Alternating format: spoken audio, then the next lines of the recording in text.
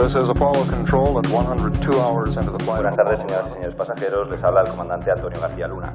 Antes de nada, quiero transmitirles en nombre de la compañía Spanair nuestras disculpas por el retraso que hemos tenido debido a causas operativas mecánicas. Durante el vuelo haremos todo lo posible para tratar de reducir la demora generada.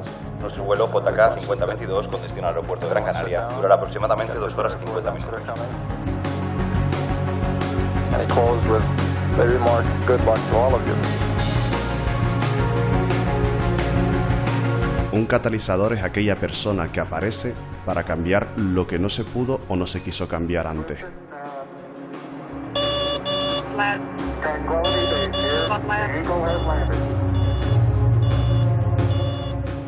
Renuncian a ser héroes, pero a lo que no renuncian nunca es a transformar nuestro futuro para dejarnos un mundo mejor.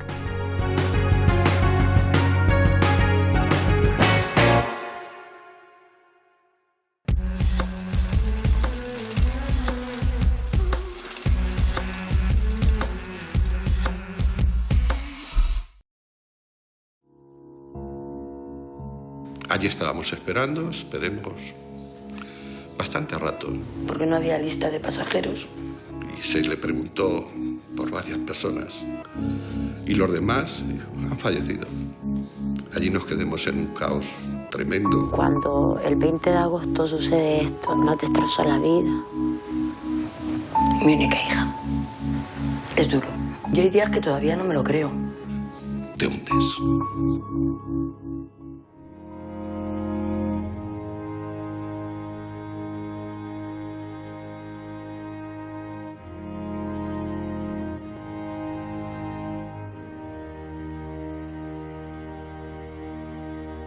Política es el camino, pero no debe ser el fin para justificar actos que no deberían de producirse. El poder, el resultado de hacer bien o de hacer mal. Un paréntesis que me ha alejado de todo lo que yo disfrutaba, de todo lo que yo vivía y que me tiene desde hace 13 años en un punto muerto en mi vida personal. De la sociedad humana pondría muchísima más empatía, pondría muchísima generosidad y sobre todo pondría sentimiento. Una imagen que no he podido borrar es el timón de cola del MD-82 Sombrece siniestrado, negruzco, apuntándose al cielo como señalando el camino que teníamos que recorrer. Era extraordinaria, inteligente y tenía una sonrisa que iluminaba hasta la panza de burro más oscura en las canteras. Así describe Pilar Vera a su sobrina Ana, que un 20 de agosto de 2008 subió a un avión que jamás llegaría a su destino. El vuelo JK 5022 con destino a Gran Canaria tenía previsto realizar su despegue a las 12 del mediodía. Un cúmulo de fallos catastróficos provocó que finalmente el avión jamás llegase a su destino.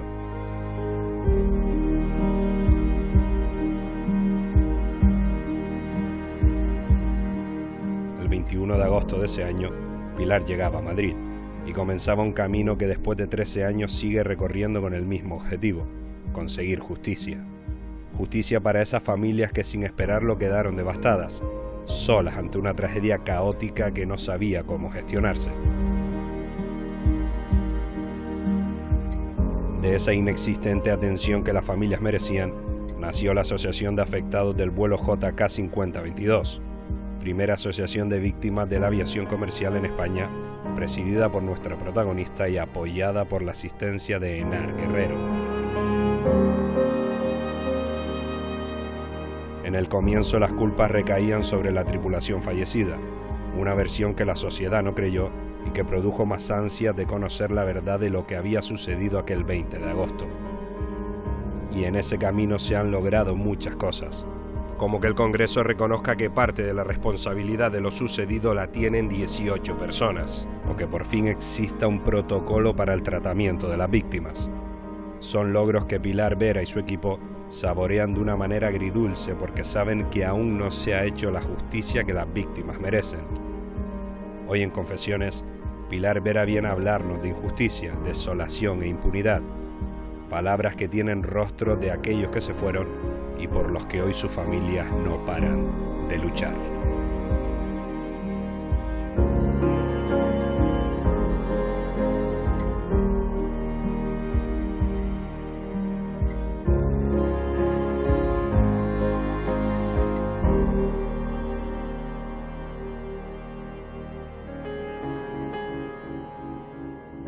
y recuerdo las palabras del piloto. Todos los que estamos aquí dentro hemos perdido a alguien. Miradas perdidas. Cuando nos dicen vamos a tomar tierra en el aeropuerto de Madrid-Barajas, no se me olvidarán las palabras, y allí les pondremos unos autobuses. Me indican que no están. Estaba esperando que Ana apareciera. Mucho jaleo, mucha calor, desconsuelo. Yo era un 20 de agosto y tenía frío. Tenía frío, estaba raspada con una manta. Llegó un momento en que tuve que decir, déjenme en paz. Yo lo único que quiero es encontrar a mi hijo cuanto antes y llevarme lo que quede de él. Yo pensaba ver a mi niño con sangre, hinchado, yo qué sé, de cualquier forma, pero a mí no se me pasaba por la cabeza que mi niño pudiese estar quemado. Pilar, 13 años ya del accidente del JK 5022. ¿Quedan muchas heridas abiertas? Pues quedan tantas que creo que no van a cicatrizarse hasta que no se encuentre la justicia, que nos serenará el alma pues a todas las personas que perdimos a alguien que iba en aquel avión. ¿Y qué ha pasado para que 13 años después todavía estemos hablando de hacer justicia de aquel vuelo? Pues ha pasado de que España tiene una manera muy peculiar, cuando ocurre una tragedia con víctimas múltiples, de enfrentarla. Se abre una investigación judicial y otra oficial. Y las dos son paralelas. En aviación hay algo que se llama cultura justa, que dice que ninguna de las dos debe cruzarse. Pero sin embargo España, en ese sentido, pues lo que hace es que la investigación oficial prime sobre la judicial. Al fin y al cabo, ambos, la judicial y la oficial, son funcionarios, pertenecen a dos administraciones del Estado. La vía judicial, un juez de instrucción del número 11, por ejemplo, que cayó la investigación de las responsabilidades penales, de las muertes y de las lesiones del superviviente, pues es un juzgado común y corriente que se enfrenta a estafas, asesinatos y tal, y le cae una investigación de esta magnitud y realmente no tiene recursos para que los técnicos le expliquen al juez qué es lo que ha pasado y pueda aplicar la ley. Entonces esta investigación oficial, que es la CIAYAC, la Comisión Oficial de Investigación de Incidentes y Accidentes de Aviación Civil, que no tiene recursos, que es un órgano oscuro, que no es accesible para el común de los mortales, pues indefectiblemente en todos sus informes termina por echarle la culpa al muerto. Es el que no puede defenderse y con eso digamos que se acaba. Al piloto en este caso. A la tripulación, porque incluso habla del tercero en cabina y los pilotos. Pero claro, aquí les ha salido el tiro por la culata, porque aquí la sociedad civil se niega a aceptar esa versión oficial y empieza un calvario que dura 13 años. Hemos llegado a algún sitio, hemos llegado a que el Congreso, uno de los tres poderes del Estado, el legislativo, diga que hay 18 responsables políticos y además dice que ese dictamen, que se aprobó el 13 de mayo pasado, tiene que ir a la Fiscalía General del Estado para que investigue posibles responsabilidades de otro tipo, tiene que obligar a Boeing a que dé unos datos técnicos que hubiera probado que el avión tenía un fallo de diseño oculto, tiene que ir al Gobierno, tiene que ir al Consejo de Estado. Y sobre todo, ese dictamen lo que encierra es una verdad que hasta ahora nosotros nos había negado la vía judicial, que nos ha derrotado una y mil veces. Entonces ahora la gran incógnita es saber si uno de los tres poderes del Estado va a tener fuerza para que ese otro, en vía judicial, pues esa verdad que se ha averiguado, termine por investigar. ¿Y tú mantienes la esperanza 13 años después? Yo la esperanza es lo que me ha alentado durante todos estos años a luchar contra muros de cemento, que era lo que se levantaba una y otra vez, porque nosotros esta batalla, aunque ganemos algún día, nosotros ya lo hemos perdido todo. Y empezamos a perder justo el día 21 de agosto, cuando todas las familias se dividieron frente a unos enemigos superpoderosos, que era imposible que aún todos juntos nosotros pudiéramos tocarles un pelo. Aquí estaba la administración del Estado, aquí estaban las aseguradoras, aquí estaba el lobby de las compañías aéreas, estaba Boeing. No son enemigos del 3 al 4. Yo siempre pienso que sin ponerse de acuerdo y sentarse en una mesa, estaban de acuerdo en conseguir un objetivo, que esto cuanto antes se olvidara.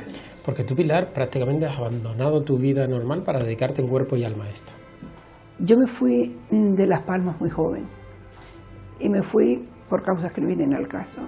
Y uno de los motivos que me impulsó a marcharme es que me encanta viajar. Y soy una empedernida viajera, conozco más los continentes que los países. Y eso me ha dado cierta cultura en aviación que yo nunca jamás escatimé en un billete de avión.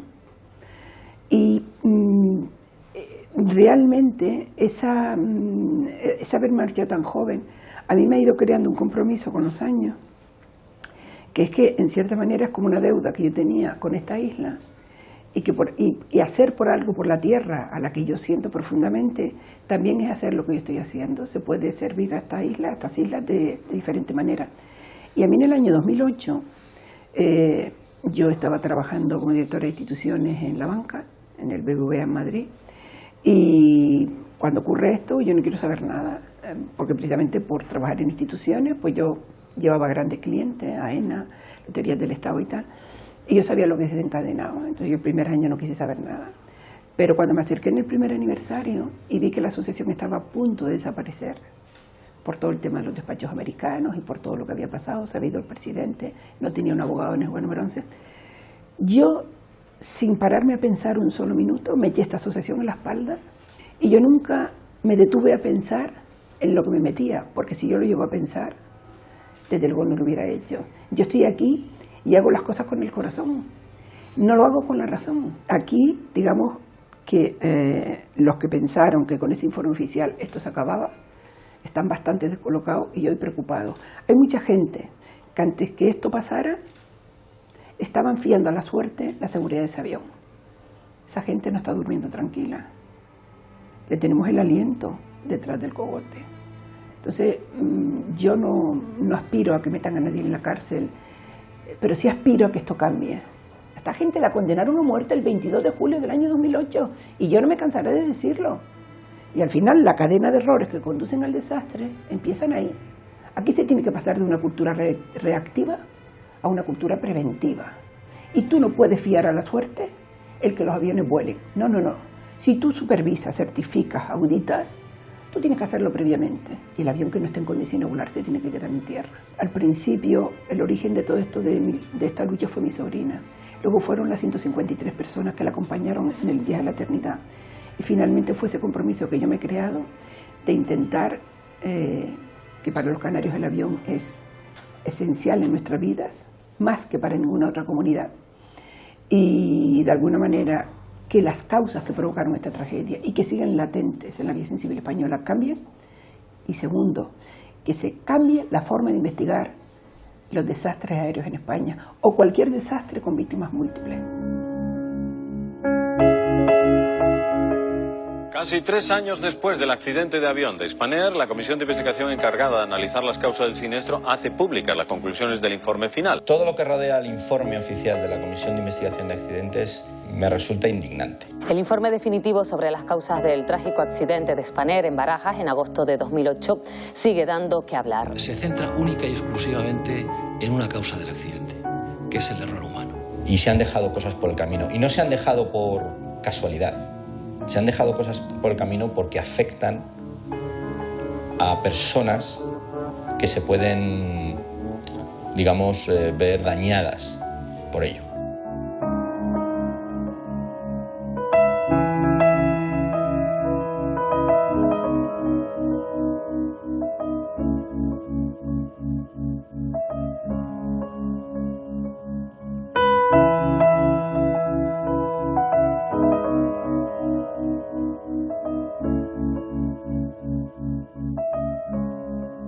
Pilar, ¿y tú qué recuerdas de aquel 20 de agosto de 2008? Pues recuerdo un despropósito detrás de otro. Yo estaba fuera de Madrid, tardaron 36 horas en dar la lista oficial, me enteré a las 8 de la tarde que mi sobrina estaba en ese avión y a partir de ahí pues fue un desastre. Estábamos todos desparramados por todas partes y entonces la cosa era ir a Madrid a ver qué pasaba. Realmente yo llego a Madrid, Ana solo tenía un hermano, yo llego a Madrid y no sabemos, en fin, yo me dediqué llegué en la madrugada del 20 al 21 y yo me dediqué a llamar a los hospitales a ver si estaban supervivientes. Entonces, claro, cuando llego a IFEMA a las 7 de la mañana y coincido allí con mi familia y con mi sobrino. Y entonces veo en una pared una lista de los 18 supervivientes. Pues resulta que yo me fui a volver loca, porque yo digo, ¿y esto qué? ¿Estas qué maneras son de enterarte que se han muerto? ¿Y dónde están los demás? Y yo me acuerdo que mi sobrino dio una patada contra la pared y se rompió los dedos de una pierna. Y lo que vi allí, inenarrable. Agosto, un calor insoportable en Madrid. Y FEMA cerrado, lo abre para nosotros, sin agua. Las máquinas expendedoras las enchufaron para poder sacar agua de allí. Luego aquello se fue evolucionando y aquel día hasta la 1 de la mañana no apareció por allí una directora general de aviación civil a decirnos que aquello no estaba en condiciones y que nos llevaban a un hotel a esperar allí, a que identificaran y tal. Pero todo lo que yo viví allí, todo, yo siempre decía, esto no puede ser, esto hay que cambiarlo, esto hay que hacer algo y tal. Yo no sabía cómo lo iba a hacer, pero desde luego con el paso de los años sí es verdad que se consiguieron cosas, primero en Europa, porque el Estado aquí no hacía nada por motu propio.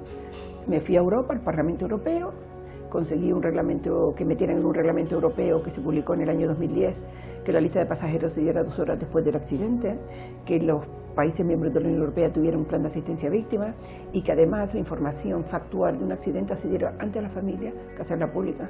Y a partir de ahí, a batallar, 3 años más hasta el 2015, que se crea un plan de asistencia y después conseguir que Protección Civil incluyera en sus eventos catastróficos un desastre aéreo. A mí no me gusta decirle accidente, porque un accidente es cuando tú pones todo de tu parte y falla el error humano. Para mí esto es una tragedia porque aquí sabían que podía ocurrir y no hicieron nada por evitarlo. Y cuando ocurre es el error humano el que tiene la culpa. Desde ese punto de vista, lo que hemos hecho solo se sabrá, la dimensión del trabajo que hemos hecho, no solo a nivel nacional, sino internacional, se sabrá, que yo de luego me quedo muy tranquila y me muero sin que se sepa si vuelve a ocurrir una desgracia, porque ha sido brutal lo que se ha hecho. Aquí recordamos todos el desembarco, por ejemplo, de los despachos americanos en La Palma. Eso te iba a decir, que se vivieron unas semanas posteriores dantescas con los... No, eso duró un año, y hasta hace unos años algunas de las familias que firmaron con esos despachos se han hecho frente a unas minutas impagables por la representación que tuvieron. Bueno, pues yo conseguí que el Estatuto de la Víctima del Delito se incluyera en el artículo 8, donde se prohíbe en España que si ocurre una tragedia con víctimas múltiples, ningún abogado ni procurador se acerca a la víctima hasta pasados 45 días. Eso ocurre en Estados Unidos. Nosotros no somos ciudadanos de segunda. Pero todo lo que se ha hecho... Sin embargo, la mayoría eran bufetes norteamericanos, ¿no? Sí, sí, además en comandita o en consonancia o con bufetes españoles. Hay algunos abogados españoles que se retiraron cuando vieron la barbaridad que aquello suponía y sobre todo cuando en 2011 Estados Unidos... Boeing es el principal pagador de impuestos en Estados Unidos. En esta tragedia, el único americano que era Boeing y unos españolitos al otro lado del mundo nos iban a hacer justicia en Estados Unidos. Eso era una utopía y eso yo conozco Estados Unidos y lo he recorrido en la costa oeste, la este, del medio y en coche y tal, y allí te mueres si no tienes la tarjeta de crédito en la boca. ¿Cómo iban a pensar que nos iban a hacer justicia en Estados Unidos? Bueno, pues si esto vuelve a ocurrir, que ya pasó con el accidente del tren Groy, desde luego los abogados y procuradores se van a tener que estar quietitos durante 45 días porque no es que la persona se recupere, pero hombre, no estás con el choque emocional brutal de los primeros días, porque esta gente firmaron contratos que luego se volvieron en contra y cuando Estados Unidos, fueron no conveniente y aquí esto se cierra porque se está investigando en España, pues siguieron adelante y siguieron intentando representarlos y tal aquí. Yo una de las primeras medidas que tomé cuando me puse al frente de la asociación fue que los peritos que habían presentado uno de esos despachos, que lo habían presentado en el juzgado número 11, quitarlos de allí. O sea, porque yo estaba convencida, y no me he equivocado, y nunca me he arrepentido de tomar esa decisión, yo estaba convencida que a Boeing no lo íbamos a poder traer a España, de ninguna de las maneras. Con el paso de los años empiezas a hilar y empiezas a decir, bueno, pues si es que Boeing aquí tenía un despacho que tenía una serie de senior advisors que era gente muy importante de la política española. ¿Te han decepcionado muchos políticos? Muchísimo, y otros me han sorprendido. ¿Para bien te refieres? Sí, sí, para bien. Yo siempre digo que la seguridad aérea no tiene ideología política Y desde luego el que esto haya llegado al Congreso, que la primera vez que fui fue en el año 2009, lo recordaban ahora más el día del pleno del 13 de mayo, la primera vez que fui a verla desde el año 2009. Allí nos dijeron que, como estaba la investigación judicial abierta, que no se podía investigar el Congreso. Nos engañaron, porque luego hubo otro accidente y coincidieron la investigación judicial con la legislativa. Pero nosotros siempre hemos sido honestos ciudadanos, nosotros hemos respetado las instituciones no nos han respetado a nosotros, pero nosotros hemos respetado las instituciones. Y desde luego hay una serie de políticos que, aun estando en grandes organizaciones, batallaron, pelearon por llevar la voz de lo que supuso esto en Gran Canaria a sus organizaciones en Madrid. Yo, todos estos 41 años que llevo viviendo en Madrid, me he dado cuenta que estamos casi a 2.000 kilómetros de distancia y que se toman decisiones todavía hoy allí que aquí son incomprensibles. Y eso es por la falta de visión del que toma esas decisiones, ya no de estar aquí, sino de acercarse a verle la cara a las personas. Y yo voy a decidir algo que a ti te va a perjudicar. Quiero que me des tu opinión o quiero saber cómo mirarías tú esto. Eso no existe. Por tanto, yo además el camino del Congreso, una vez que se cerró todo esto a nivel judicial, lo abrí sabiendo que para mí personalmente eran las puertas del infierno, como así ha sido.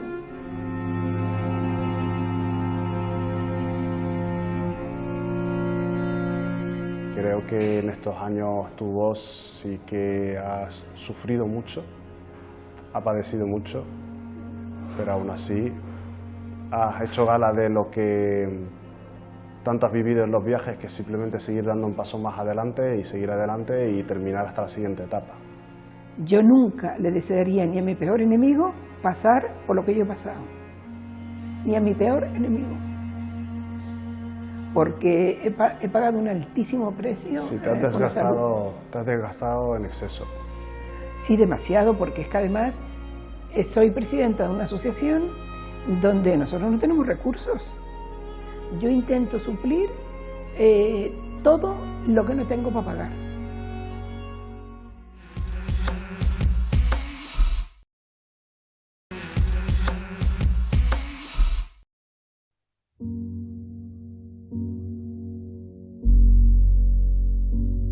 Pues yo soy Enar Guerrero, soy la hermana de Gabriel Guerrero, el tercero que iba en cabina el día del accidente. La CIA-JAC, la Comisión de Investigación Oficial, en su informe final lo que estableció es que mi hermano distrajo a los pilotos por la conversación que estaba manteniendo y obvió que la conversación que mantenía mi hermano era precisamente respecto a la avería que estaba sufriendo el avión. Una de las frases que más se ha repetido que dijo mi hermano es: eso que te han hecho ahí es una chapuza. Se refería a que lo que había hecho el mecánico, el TMA del avión con respecto a la avería que tenía el avión era una cutrería. En el momento que él dice eso ya es consciente de que algo no va bien en el avión. Lo que pasa es que mi hermano no tenía la potestad en el avión ni la capacidad por su profesión de parar al avión. Y porque él entiendo que esperaría que no sucediese lo que pasó. En el informe, en vez de hablar de eso y por qué mi hermano tenía ese conocimiento para poder saber qué estaba sucediendo, en vez de hacer eso, lo que hace es decir que mi hermano distrajo como si hubiese estado hablando de fútbol o de las últimas zapatillas que se compró. Y la CIA-JAC se quedó en la superficie, en el primer escalón, en cómo lo hicieron los pilotos, pero el segundo escalón, el tercero y el cuarto no lo tocó. La asociación lleva trabajando y luchando porque esa verdad que nosotros conocemos se admita, sea conocida, sea reconocida y tenga sus consecuencias. Lo que propuso el juez que investigó fue que hubiese un juicio oral con los dos técnicos de mantenimiento que intervinieron en el avión. Y lo que dijo la Audiencia Provincial de Madrid es que no procediera el juicio oral porque consideraba que las únicas personas responsables eran los pilotos fallecidos. No hay juicio oral, se sobreseimiento libre. Entonces nunca ha habido un juicio como tal. En ese sentido, el sobreseimiento libre es mucho más difícil de levantar que un sobreseimiento provisional. Por favor, el Congreso derive eso, tal y como dice la conclusión, que está votada y aprobada en el Pleno del Congreso de los Diputados, que se lleve a la Fiscalía para que la Fiscalía pueda examinar y hacer lo que considere. Hay 18 nombres. ¿De diferentes partidos? La lista es, sí. Hay personas que no son políticos. Hay personas que son políticos, personas que no. Por ejemplo, está la persona que firmó la prórroga del certificado de la navegabilidad. Esa persona está dentro de esa lista y no es un político, él era un empleado. También hay políticos como Magdalena Álvarez, ministra de Fomento en el momento del accidente, o el secretario de Estado, que tienen un cargo, que tenían un cargo político, y otras personas que no. Incluso se nombra a la aseguradora, a Mapfre, como responsable. Que la asociación lo que está buscando es que haya otra barrera más de seguridad. No es tanto la cuantía, no es que, porque además es hasta ofensivo pensar que nadie quiere ganar dinero con la muerte de sus seres queridos, pero sí es importante resaltar que lo que la asociación busca, porque además la asociación como tal, como entidad, no tiene nada que ver en los procesos civiles, es crear una barrera más de seguridad para que no sea más barato pagar accidentes que invertir en seguridad aérea. Claro, y sobre todo quiero también decirle de parte de toda la familia, con el currículum que usted tenía como consejera de Andalucía, allí fue dinero, aquí fueron muertos, nunca tenía que haber sido ministro de Fomento. Muchas gracias por haber aprovechado este momento. Bueno, el proceso era asumir el compromiso que teníamos con la Asociación de Víctimas. Habíamos adquirido con ellos la responsabilidad de presentar la solicitud de comisión que no había podido salir hasta entonces, y en el 2018 lo que hicimos era pedir la constitución de la comisión, buscamos los apoyos parlamentarios necesarios. En ese momento Esquerra Republicana no firmó y se trataba de convencer al Partido Socialista Obrero Español. Al final pues así fue y salió adelante la comisión y llegamos por fin a las conclusiones y a las recomendaciones. En las conclusiones explicamos claramente que el accidente se produce por una concatenación de errores y bueno, somos absolutamente transparentes. Lo que hemos dicho es que los gobiernos y las herramientas que los gobiernos diseñan para, en este caso, la seguridad aérea, la seguridad civil aérea, pues tienen que responder, ¿no? Y eso fue lo que hicimos, nuestro trabajo, y plasmar sobre ese dictamen la verdad de lo que habíamos visto y habíamos comprobado, ¿no? Por tanto, creo que le debemos a la Asociación de Víctimas, pues le debemos todos esa lucha.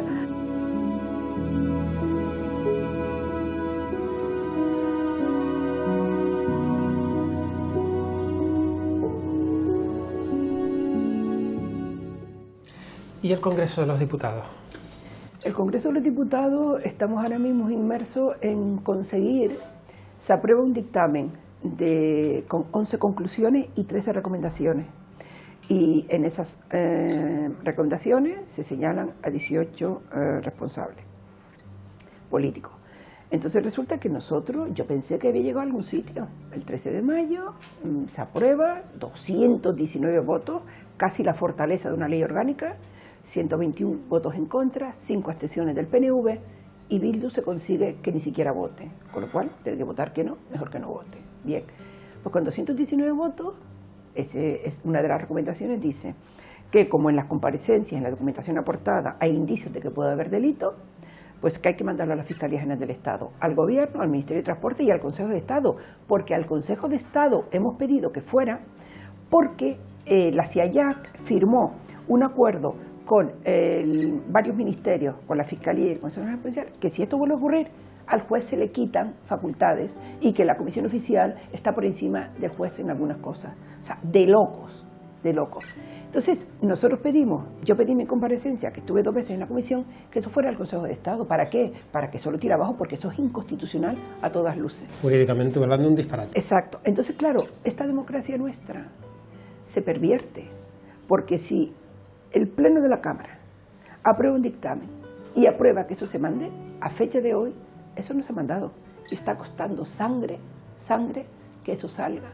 Entonces la democracia se pervierte porque nadie está exento de cometer errores y los errores se gradúan.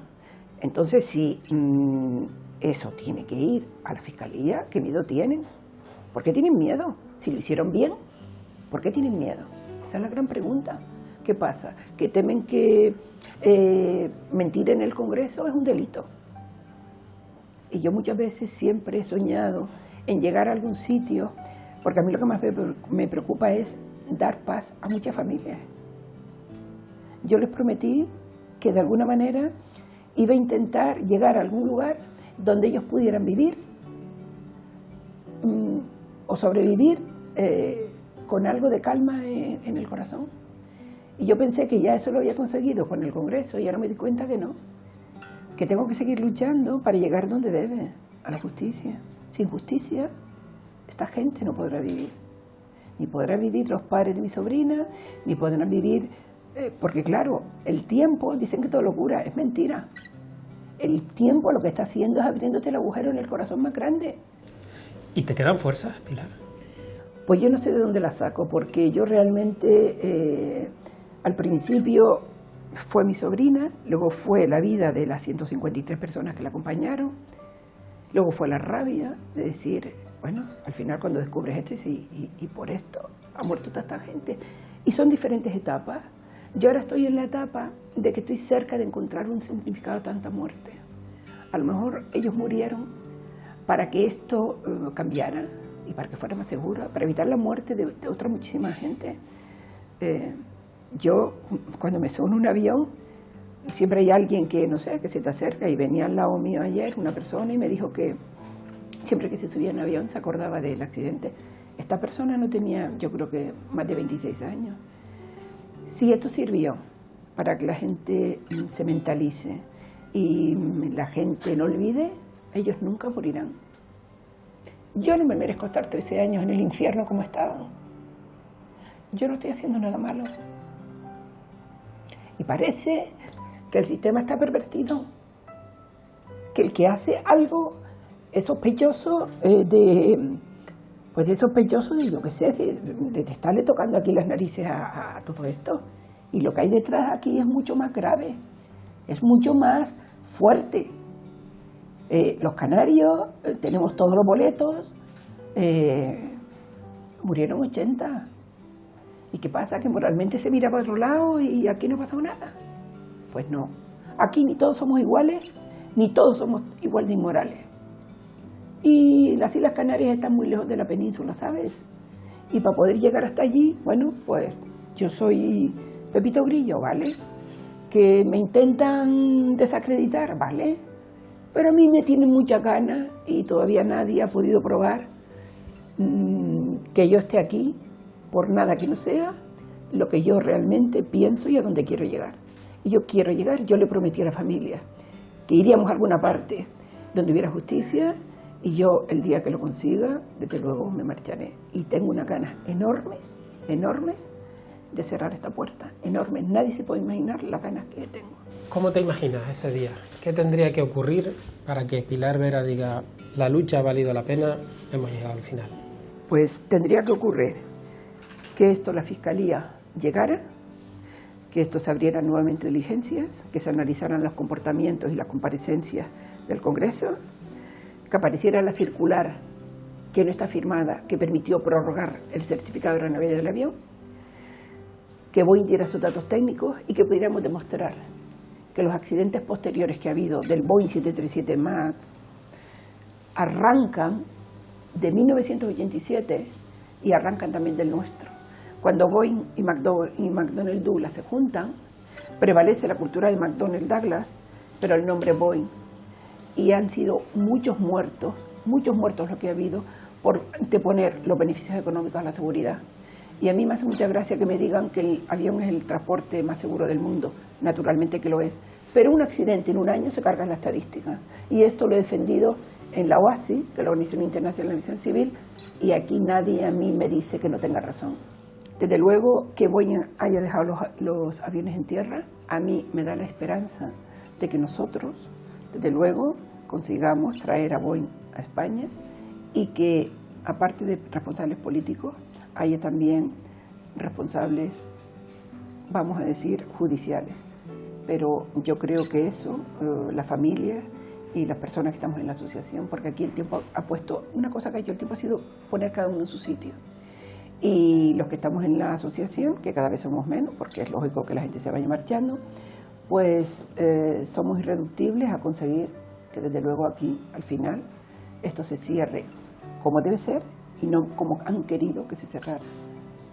Pilar, muchas gracias, a ustedes. Mucha fuerza y no ceses en esa lucha. Muchas gracias.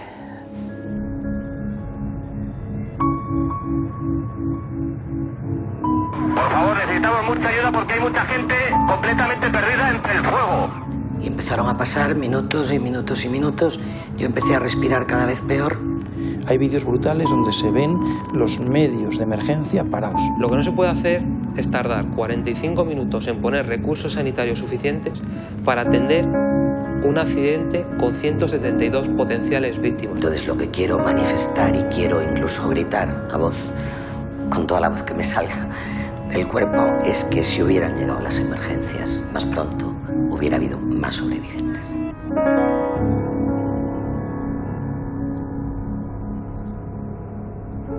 Pues me llamo Rafael Vidal y soy uno de los supervivientes del accidente de Spanair que ocurrió en el año 2008 en el aeropuerto de Barajas.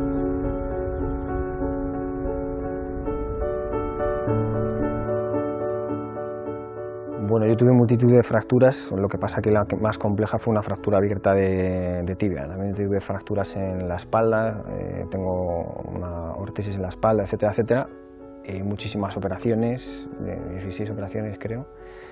Pero bueno, es complicado cuando oigo a periodistas o a alguien decir no parte positiva. Yo creo que después de un accidente así es complicado extraer algo positivo, ¿no? Quizá durante el proceso de recuperación era pues que no se veía el final, ¿no? Tú no veías el final, ¿no? Entonces era como una carrera de obstáculos y cuando parecía que ya, ¿no?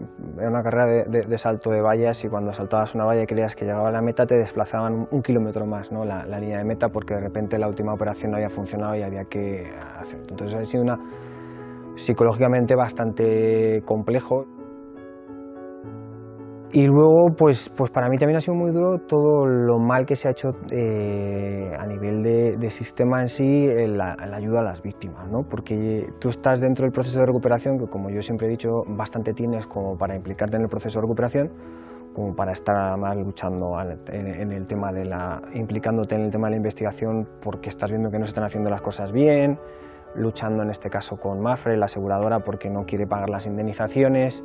Entonces, pues todo eso la verdad que te complica mucho más tu proceso de recuperación cuando tenías que estar dedicado 100% en cuerpo y alma, ¿no? a tu recuperación. Yo ya lo he dicho en varias entrevistas, considero que se me hizo un chantaje desde el primer momento de o coges esta miseria o no vas a coger nada, ¿no? Entonces, bastante tienes tú con tus operaciones, con tus ingresos, etcétera, como para estar ahí, pues quizá porque en mi familia quizá el que tenía más capacidad para abordar este tipo de temas legales era yo, con lo cual no te queda otra nada más que estar al frente de esa situación, ¿no? He reivindicado muchísimas veces desde la asociación que lo más fácil es echar la culpa al muerto, ¿no? En este caso los pilotos fallecieron, pues lo más fácil era echarle la culpa a ellos, ¿no? No se podían defender. Para mí personalmente, pues lo más importante es que se sienten esos responsables que están vivos en el banquillo y que Boeing facilite esos datos que se le llevan pidiendo desde el inicio de la investigación relacionados con el relé para poder certificar que efectivamente hay un fallo de diseño en los aviones. Efectivamente estamos ahora reconocidos como la empresa que fabrica las mejores muletas del mundo. Fuimos los primeros en fabricar muletas de fibra de carbono, que era un material que no se trabajaba en este campo. Las pasadas Paralimpiadas, ¿no? Pues tanto equipos extranjeros como el de Israel al completo han estado con nuestras muletas y miembros del equipo español paralímpico pues también han competido con nuestras muletas de fibra de carbono.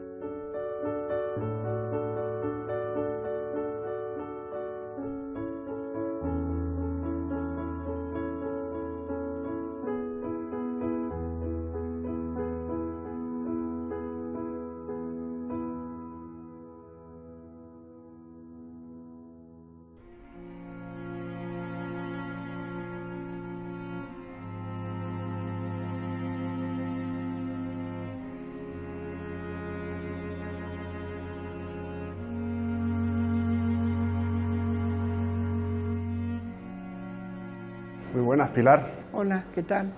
La verdad que ha sido una entrevista, tengo que reconocerte que ha sido francamente dura. Y claro, es casi una tontería que yo te diga que sea dura porque tú lo has vivido en primera persona y solo tú puedes saberlo, ¿no? Pero al final es algo que proyectas, que se transmite, ¿no?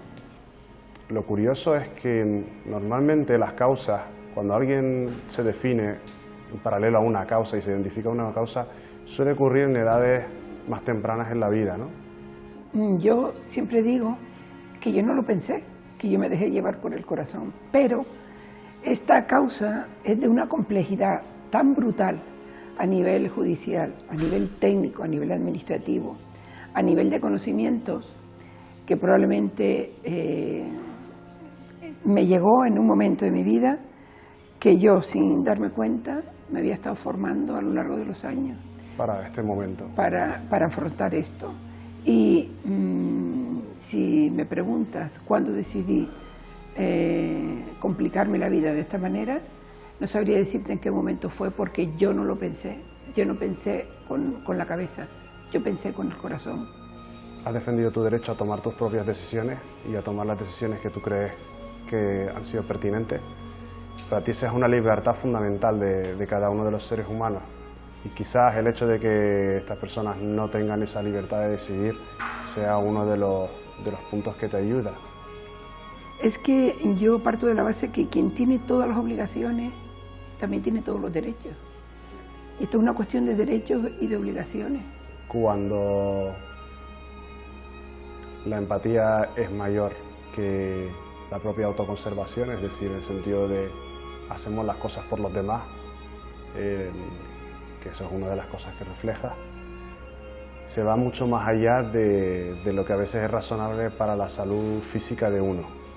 Que creo que en estos años tu voz sí que has sufrido mucho, ha padecido mucho, pero aún así has hecho gala de lo que tanto has vivido en los viajes, que simplemente seguir dando un paso más adelante y seguir adelante y terminar hasta la siguiente etapa. Yo nunca le desearía ni a mi peor enemigo pasar por lo que yo he pasado, ni a mi peor enemigo, porque he pagado un altísimo precio. Sí, te has desgastado en exceso.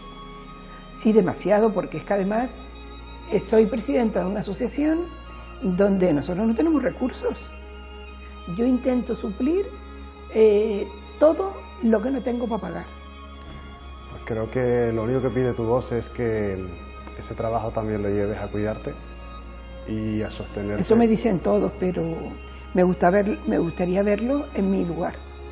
Nada, nadie se puede poner en tu lugar. Nadie se puede poner en tu lugar en absoluto. Pero a veces el silencio de esos 4 días en el Hierro o un abrazo a tiempo ayudan a soportar las zonas oscuras. Y te lo dice alguien que ha transitado también por zonas oscuras.